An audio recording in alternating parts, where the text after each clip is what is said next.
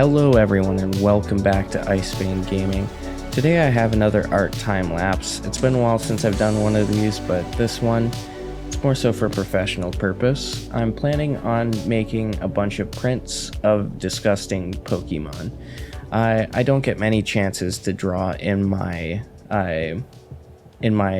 grotesque art style, but this is one of the few chances that I've taken to do so. I started with a teeth out approach, very standard, very interesting to do, and I realized I needed to have a picture of a rat to go off of for reference because Pikachu is a rat. And because I was looking for pictures of rats, I didn't realize I froze my capture. And it took about 20 minutes before I realized that the capture froze because I looked over after finishing the roughs and I saw that it was still just displaying the bottom teeth. This was disappointing to me, but yeah, took about 20 minutes to whip this out. Imagine my hand moves really fast and you get this. I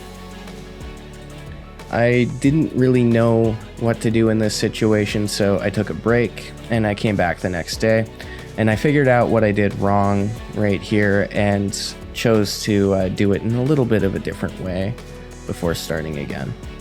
I had also come back with a new perspective, fresh one, and well, I noticed a bunch of things that I wanted to be a little different. I wanted there to be more little detail lines. I noticed a few details were off, like the shape of the face, and I didn't like how the whiskers looked yet.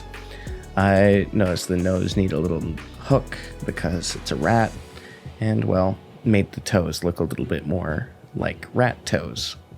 Here I make the chin actually follow the contours of the outer line, and I change the size of this ear.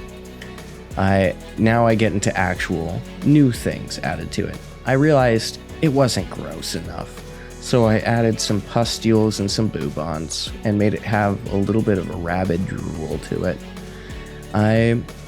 And yeah, got some foam dribbling down its chin.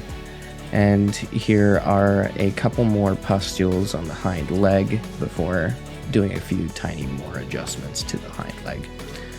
A couple more detail lines here and there, and I re-added the whiskers.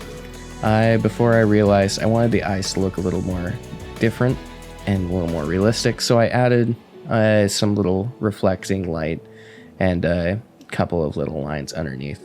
There I reshaped the canvas because I realized that the canvas size did not match what a print would. I still think it's a little too tall, but it's easier to cut from here than a really tall one. Here I was removing all of the little shading lines I did because I'm going to be coloring this. I do not need lines to mark where I will be coloring. Speaking of coloring, flashing lights warning until I say not anymore. And just about here, I believe it stops around now. Here I was doing some more muted colors because, well, Pikachu is a vibrant character. I wanted it to be a little more gross, so this vomit piss yellow, I felt like the more gross color to use for it. I did all the signature dark marks on Pikachu's body and the signature red cheek. That way you know it's a Pikachu. It's got a little gash in its arm. If I was to change something, I'd make that gash a little bigger and look like it's gnaw marks, because this thing obviously is rabid.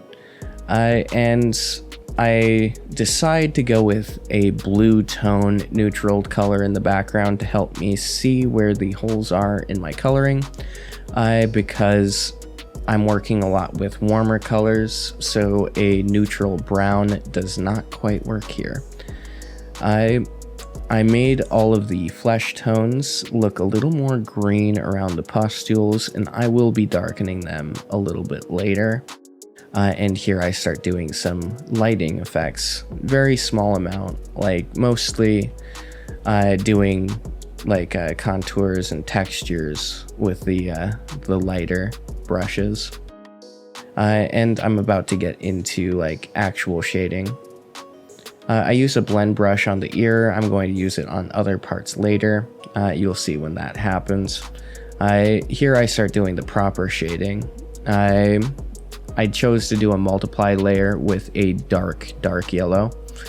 That way it doesn't conflict the colors of the Pikachu too much, while still giving it darker colors. I made the saliva a little bit more reflective on it.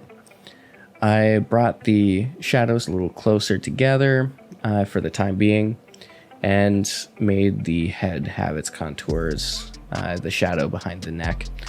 But yeah, foreground, made a nice apple with tones going through, and I made it not so nice anymore by making it a little more rotten. Yeah, a little piece of paper in the front as well. Could be a wrapper for, I don't know, Wendy's burger, something. And here I do the glow of the light effect from the lightning around the Pikachu. And I will make it more glowing in a little bit. It's just for now, it's just solid white. And for the lightning, I realize I didn't get a chance to talk about it since the roughs were cut out. But the lightning, essentially, I just made my hand move in random directions. You could see me doing it a lot with the little arcs coming off there, the little side splitting arcs. And lightning in real life follows the path of least electric resistance. So it going through air moves extremely randomly. So you do get like some very weird lines. There I added the glow by making it have white in the middle and softened it on a duplicated layer, and then I did the same to the light area. Here I focus on the ground around the Pikachu and add a little bit to it before starting to do a little bit more shading, because having done a little bit of other stuff made me see the areas where I was missing some shadows on Pikachu, and I believe I started doing a little bit more with the pustules here. Changing the colors, trying to find one that fits. I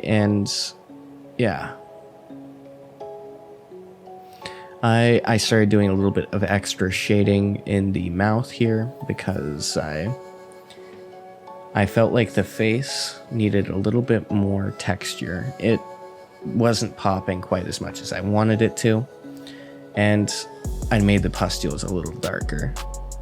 And I will make them darker still in a little bit. Here I added a little bit of dirt and texture brushes to make it look like it's his filthy New York rat. And yeah, added a little bit more shading and a little more texture. I believe I throw this texture on the apple as well when I'm done with the pustules, but I made the pustules a little darker so it looks like there's something in them. I make it look like you don't want to be around this rat when it pops. I added my signature in here a little bit early because I always forget and have to add it after recording, but I decided to add it in the middle foreground, and I blended the area around the Pikachu to make it look like it's glowing a little bit more, less sharp light. I added with a very dirty brush some shadows, and I liked it, so I decided to scatter that around the Pikachu as well.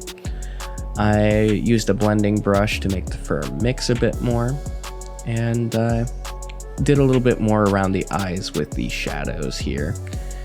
Here's some rim lighting to make things pop. With the dirty lines that I did on purpose, the rim lighting felt very sharp, which was really good contrast, made it pop a bit more.